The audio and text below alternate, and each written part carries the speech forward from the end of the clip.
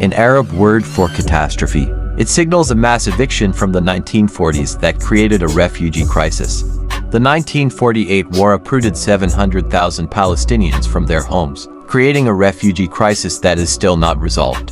Palestinians call this mass eviction the Nakba, Arabic for catastrophe, and its legacy remains one of the most intractable issues in ongoing peace negotiations.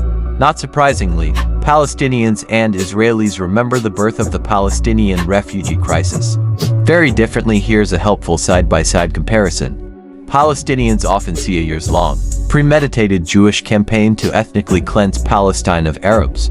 Israelis tend to blame spontaneous Arab fleeing, Arab armies, or unfortunate wartime accidents.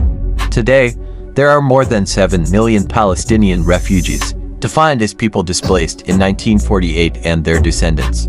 A core Palestinian demand in peace negotiations is some kind of justice for these refugees, most commonly in the form of the right of return to the homes their families abandoned in 1948. Israel can't accept the right of return without abandoning either its Jewish or democratic identity.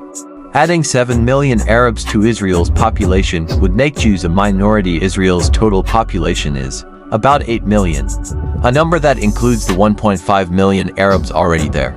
So Israelis refuse to even consider including the right to return in any final status deal.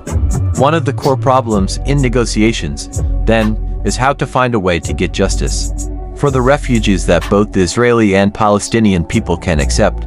Ideas proposed so far include financial compensation and limited resettlement in Israel. But the two sides have never agreed on the details of how these would work.